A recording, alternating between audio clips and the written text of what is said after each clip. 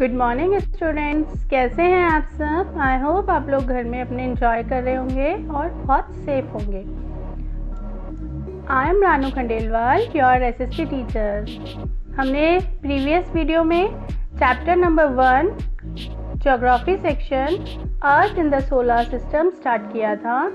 Now I hope आपको last video से chapter समझ में आया होगा। इसमें हमने अभी तक सोलर सिस्टम, सन, मून, प्लैनेट्स के बारे में पढ़ा था। सॉरी, मून नहीं, अर्थ के बारे में। Now we shall start from next topic, the moon. Moon क्या है? मून आप सब जानते हैं मून क्या है? मून हमारे अर्थ का एक नेचुरल सैटेलाइट है। ये अर्थ का ओनली वन सैटेलाइट है। Every planet, most of the planets have their satellites. तो अर्थ का सैटेलाइट कौन सा है? Moon. That is the moon. Its diameter is only 1/4 that of the अर्थ।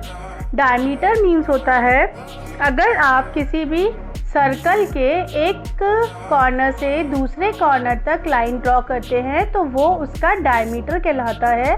और मून का जो डायमीटर है वो अर्थ का ओनली 1/4 है।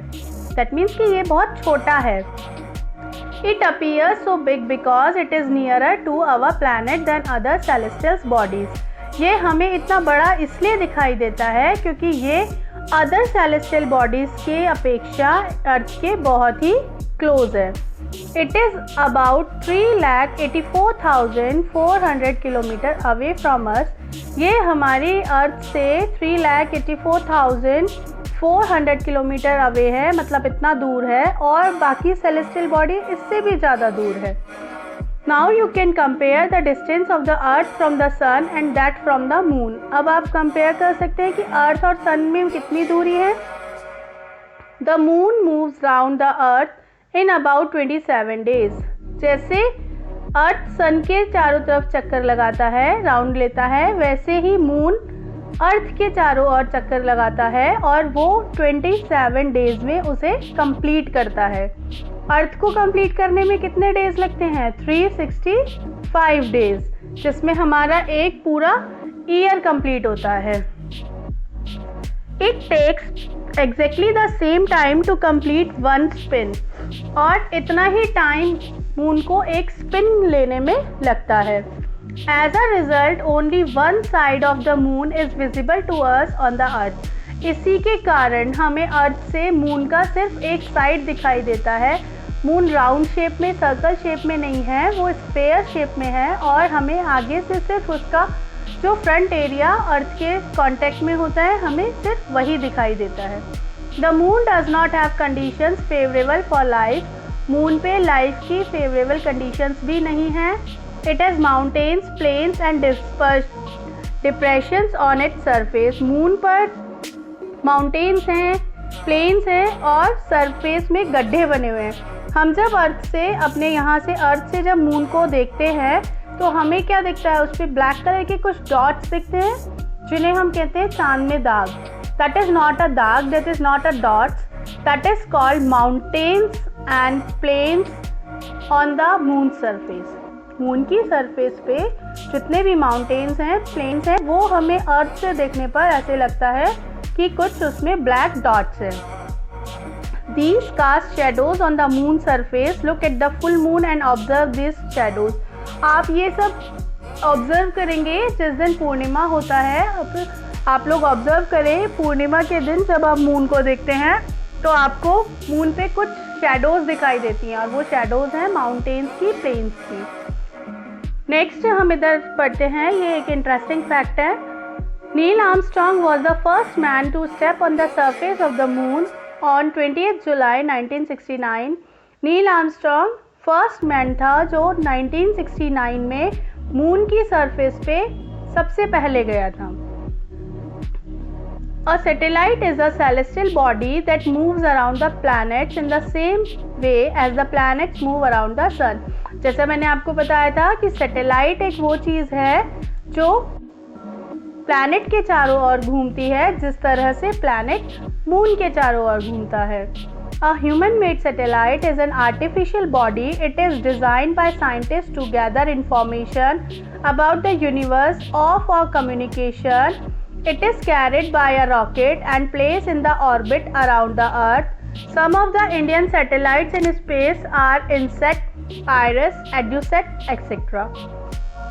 जितनी भी ह्यूमन मेड सैटेलाइट्स 2 टाइप की होती है, एक होता है natural satellite just like moon, एक होता है human made satellite. Human made satellites में वो सैटेलाइट्स आती हैं आर्टिफिशियल, मतलब ह्यूमन ने बनाया हुआ होता है, रॉकेट लॉन्चर की तरह, जैसा आपकी आप इस साइड वाले पिक्चर में देख रहे हो, रॉकेट लॉन्चर की तरह रॉकेट के साथ लॉन्च की जाती हैं ये सैटेलाइट और स्पेस में ऑर्बिट में, अर्थ की ऑर्बिट में ये लॉन्च कर दी जाती हैं, मतलब वहाँ पे इन्हें छोड़ दिया जाता है और देन वहाँ से वो हमें इंफॉर्मेशंस गैदर करके अर्थ पे भेजते हैं।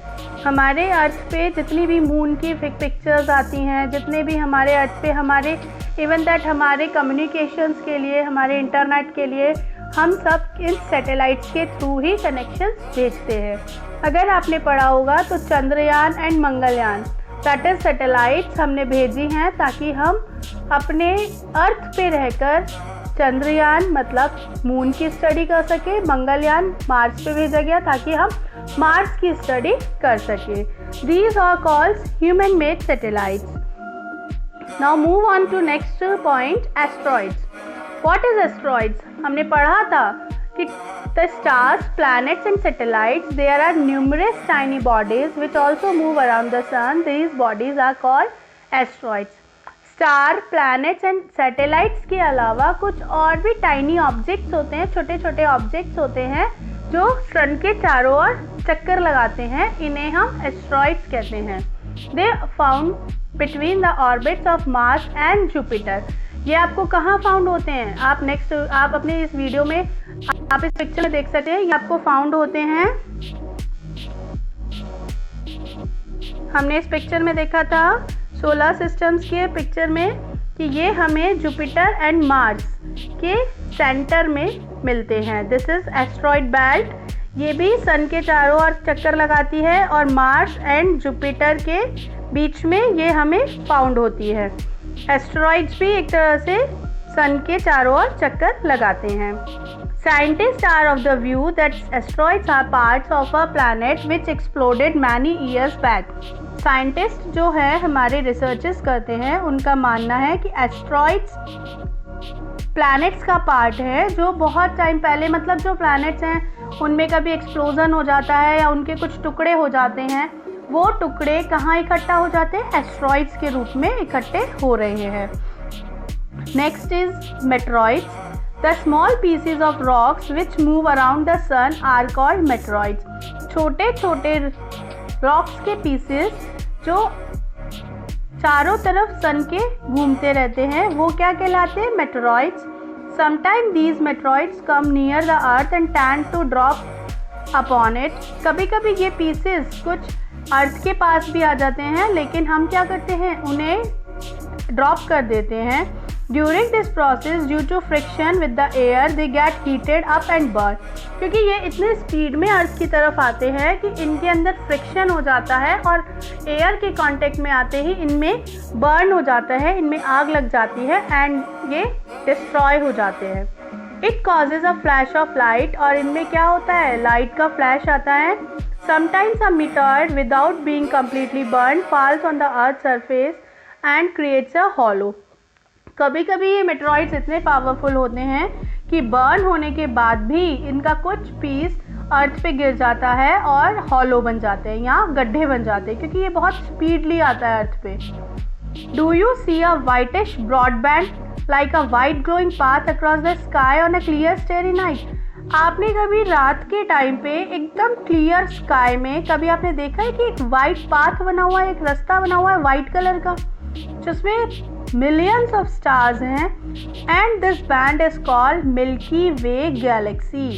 इस बैंड को हम कहते हैं आकाश गंगा, मिल्की वे गैलेक्सी। ये पूरा बैंड है, इस बैंड में बहुत सारे मिलियन ऑफ स्टार्स हैं। इसके कारण अर्थ से देखने पर ये हमें एक वाइट बैंड की तरह दिखाई देता है। Our solar system is a part of this galaxy, और हमारा जो सोलर सिस्टम है वो इस गैलेक्सी का पार्ट है। In ancient India it was imagine to be a river of light flowing in the sky. Ancient India में ऐसा माना जाता था कि ये जो मिल्की वे है ये एक फ्लोइंग रिवर है जो स्काई में फ्लो कर रही है, मतलब हम लोग इसको एक रिवर के रूप में मानते हैं।